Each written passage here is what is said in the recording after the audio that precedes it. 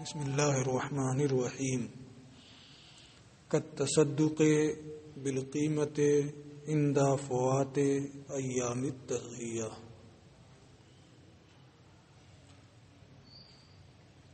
اس سے پہلے ایک مسئلہ آپ نے یہ پڑھا تھا کہ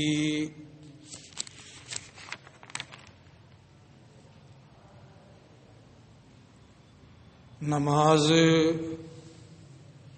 کے فدیہ کا وجوب یہ احتیاط کے طریقے پر ہے۔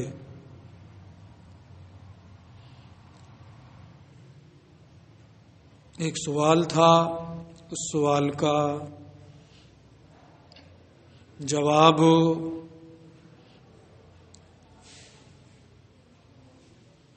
یہ جملہ تھا۔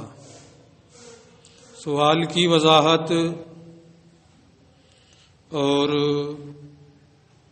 جواب کی وضاحت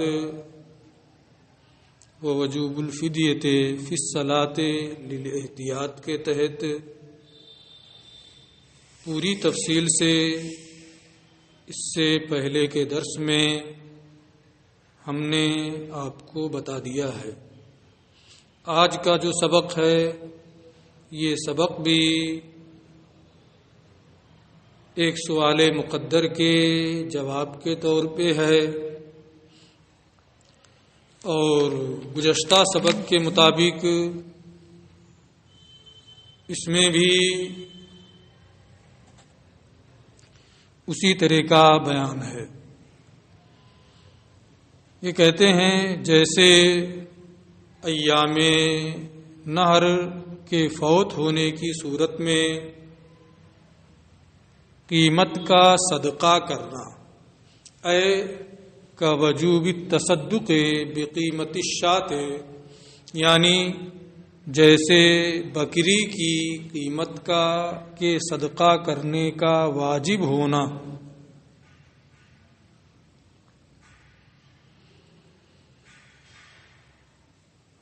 ان نذرها الفقیر، اگر فقیر نے بکری کے قربانی کی نذر مانی ہو۔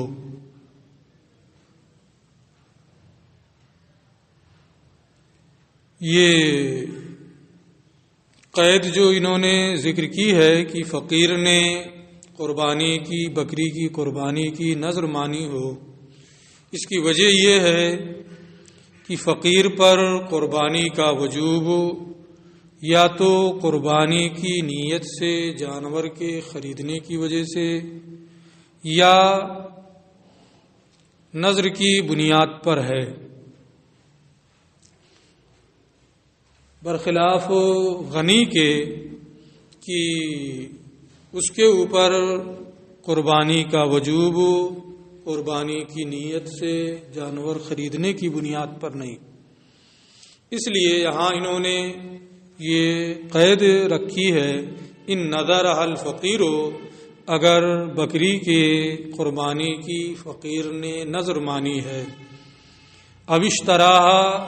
یا بکری کو قربانی کی نیت سے خریدا ہے، تو اب اس متعین بکری کی قربانی کرنا اس کے ذمہ واجب ہو جائے گا۔ واستہلکھا، اور وہ بکری ہلاک کر دے،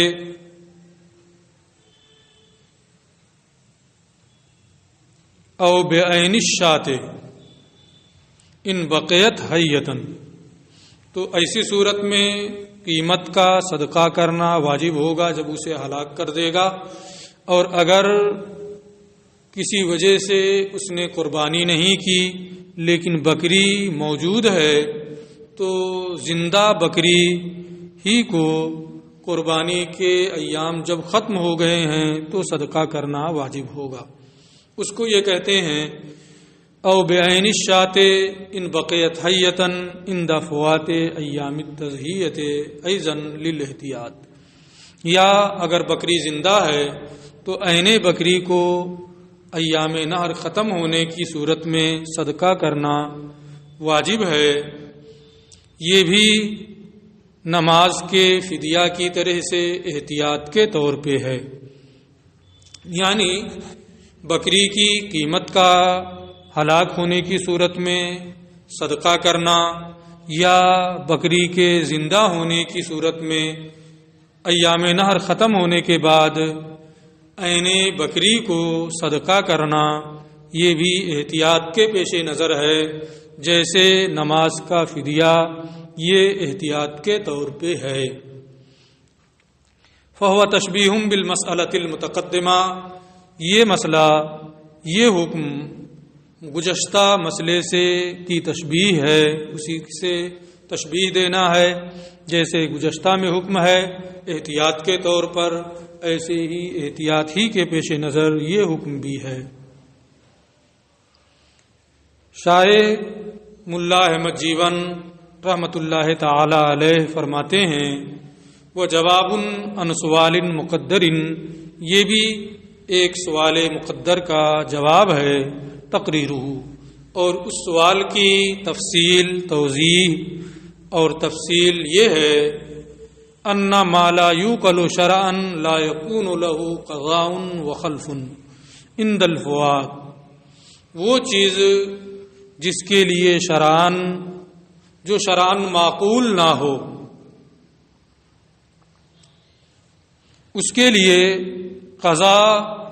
اور خلیفہ فوت ہونے کی صورت میں نہیں ہوتا ہے، یعنی جو چیز خلاف قیاس ثابت ہو، شرعاً جو معقول نہ ہو، اگر وہ فوت ہو جائے تو اس کے لیے کوئی قضا اور کوئی خلیفہ اور بدل نہیں ہوتا ہے۔ یہ ایک عام ضابطہ اور عام قاعدہ ہے۔ اب تضحیہ جو ہے، قربانی جو ہے، اس میں غور کرنا ہے کہ کیا یہ غیر معقول ہے یا معقول ہے، اس کو انہوں نے آگے بیان کیا۔ والتضحیہ اور قربانی اراقۃ الدم فی ایام النہر، یعنی ایام نہر میں جانور کا خون بہانا، جانور کو ذبح کرنا، غیر معقولۃ، یہ غیر معقول ہے، قیاس کے موافق نہیں بلکہ خلاف قیاس ہے۔ کیوں یہ غیر معقول ہے؟ لأنہ اتلاف الحیوان، اس لیے کہ یہ جانور کو تلف کرنا ہے، اور اس میں قربت نہیں بظاہر بلکہ تعذیب ہے۔ تو جب تضحیہ یعنی اراق دم یہ غیر معقول ہے، فینبغی ان لا یجوز قضاؤها بالتصدق بعین الشاة او بالقیمت بعد فوات ایامها، تو ہونا یہ چاہیے کہ بکری موجود ہونے کی صورت میں عین بکری کو صدقہ کر کے اس کی قضا،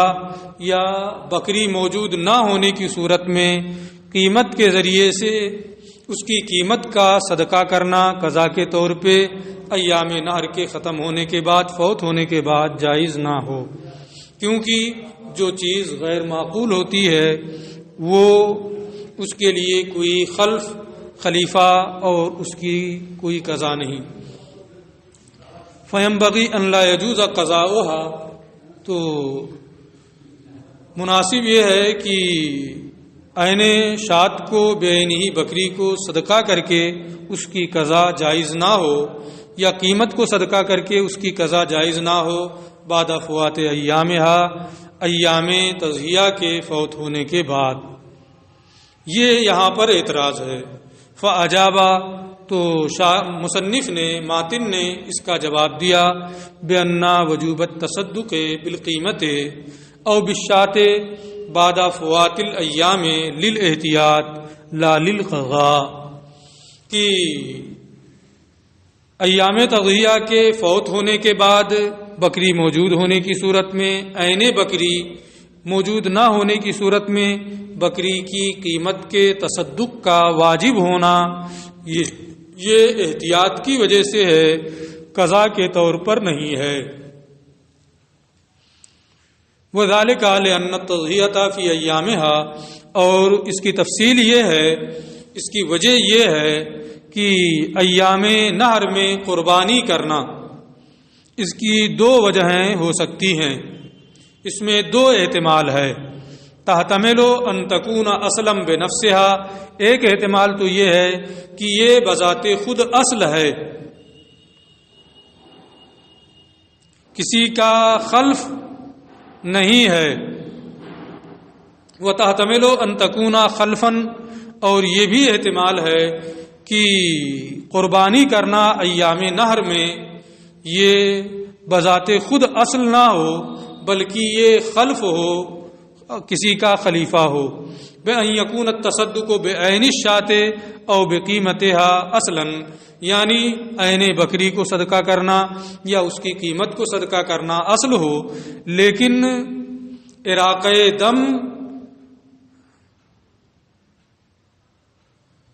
قربانی ہی کرنا یہ عین شاد کے صدقہ کرنے یا اس کی قیمت کے صدقہ کرنے کا خلف اور اس کا بدل ہو۔ تو ایک تو یہ کہ تضحیہ خود ہی بذات خود اصل ہے، اور ایک یہ کہ اصل تو عین بکری یا اس کی قیمت کا صدقہ کرنا ہے، لیکن ایام نحر میں جانور کی قربانی کرنا اس کا خلیفہ ہے۔ وَإِنَّمَا انْتَقَلَ، پھر جب اصل عین بکری یا اس کی قیمت کو صدقہ کرنا ہے، پھر ایام نحر میں قربانی کیوں کرتے ہیں؟ صدقہ ہی کر دیں، یہ کہتے ہیں وَإِنَّمَا انْتَقَلَ إِلَى التَّضْحِيَةِ بِعَارِضِ الضِّيَافَةِ، اور یہ تضحیہ اور قربانی کی طرف منتقل ہو گیا ضیافت کے عارض ہونے کی وجہ سے، کیونکہ ایام نحر میں لوگ اللہ کے مہمان اور اس کے ضیوف ہوتے ہیں، اور ہر کوئی اپنے مہمان کی ضیافت اور مہمان نوازی بہتر سے بہتر کرتا ہے، اور اللہ تو اپنے اضیاف اور اپنے ضیوف اور اپنے مہمانوں کی بہتر مہمانداری فرمانے والا ہے۔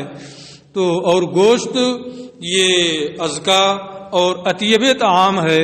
اس لیے اللہ تعالی نے ان ایام میں اگرچہ اصل عین شات یا اس کی قیمت کا صدقہ کرنا ہے، لیکن قربانی کا حکم دیا تاکہ اس کے ضیوف کی بہتر سے بہتر مہمان نوازی اور ضیافت ہو۔ لأن الناس اضیاف اللہ فی هذه الايام، اس لیے کہ ان دنوں میں ایام نحر میں لوگ اللہ کے مہمان ہوتے ہیں۔ والضیافت انما تکون باطیب الطعام، اور ضیافت بہتر سے بہتر کھانے سے ہوتی ہے، اور وہ اللہ کے نزدیک وہ گوشت ہے جو ذبح کیا گیا ہو اور جس سے خون گرا دیا گیا ہو۔ تو اس عارض کی وجہ سے، عارض ضیافت کی وجہ سے ایام نحر میں تضحیہ کی جانب انتقال ہوا، اگرچہ عین شات یا اس کی قیمت کا صدقہ دینا اصل ہے۔ لِيَكُونَ اولا تناول الناس من طعام الضیافہ، تاکہ لوگ پہلا کھانا ضیافت کے کھانے سے کھائیں۔ فما داما کانت الايام موجودتاً، تو جب تک ایام نحر موجود ہیں، قلنا ہم یہ کہیں گے ان التضحیۃ اصل براسها وعملنا بالمنصوص، کی قربانی کرنا ہی اصل ہے اور ہم منصوص کے مطابق عمل کر رہے ہیں، کیونکہ ان دنوں میں بندے اللہ کے مہمان ہیں۔ وَإِذَا فَاتَتِ الْأَيَّامُ، اور جب قربانی کے ایام فوت ہو گئے تو اب ہم پھر اصل کی جانب پلٹ آئیں گے، یعنی جو دوسرا احتمال ہے کہ اصل تو عین شات یا اس کی قیمت کا صدقہ کرنا ہے، عارض ضیافت کی وجہ سے تضحیہ کی جانب انتقال ہوا ہے، اس لیے جب ایام نحر فوت ہو جائیں تو وہ اصل پھر عود کر آئے گا، اور حکم ہوگا کہ اگر بکری موجود ہے تو عین بکری، موجود نہیں ہے تو اس کی قیمت صدقہ دی جائے۔ وقلنا، اور ہم نے کہا ان التصدق بعین الشاۃ او بالقیمت هو الاصل، عین بکری یا اس کی قیمت کو صدقہ دینا ہی اصل ہے۔ فحکمنا به، اور ہم نے اسی کا حکم دیا. جب تو یہاں دو احتمال ہیں، اور اگر پہلے احتمال کو لیا جائے تو بکری کی قیمت یا عین بکری کو صدقہ دینے کا حکم نہیں ہو سکتا ہے، لیکن دوسرے احتمال کو لینے کی صورت میں جب ایام نہر ختم ہو جائیں تو اس کی قیمت یا عین بکری کو صدقہ دینا ضروری ہوتا ہے. جب ہم نے دو احتمال ہیں، دوسرے احتمال کو ہم احتمال کی بنیاد پر احتیاط کی وجہ سے لے رہے ہیں کیونکہ اسی میں احتیاط ہے. فحکمنا بہ، اس لیے ہم نے اس کا حکم دیا. ثم اذا جاء العام الثانی، پھر جب دوسرا سال آ جائے یعنی قربانی دوسرا ایام نہر، لم تنتقل من هذا الحکم، تو ہم اس حکم صدقہ سے منتقل ہو کر کے یہ نہیں کہیں گے کہ اب اس بکری کو یا اس قیمت سے بکری خرید کر کے ان ایام میں قربانی کریں. ولم نقل بقضائها على ما كان في العام الاول، اور ہم گزشتہ سال کی طرح سے اسے اس سال اس کی قضا کا حکم نہیں دیں گے، ہم یہ فیصلہ نہیں دیں گے، اس لیے کہ جب کوئی حکم کسی بنیاد پر لازم ہو جاتا ہے تو اب اسے توڑا نہیں جاتا. مثلا کسی قاضی نے کوئی فیصلہ کر دیا تو اب اس کے فیصلے کو بعد میں توڑا نہیں جائے گا.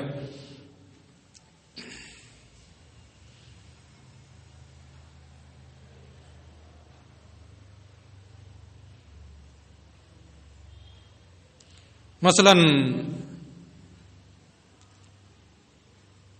جب کسی نے کوئی اجتہاد کیا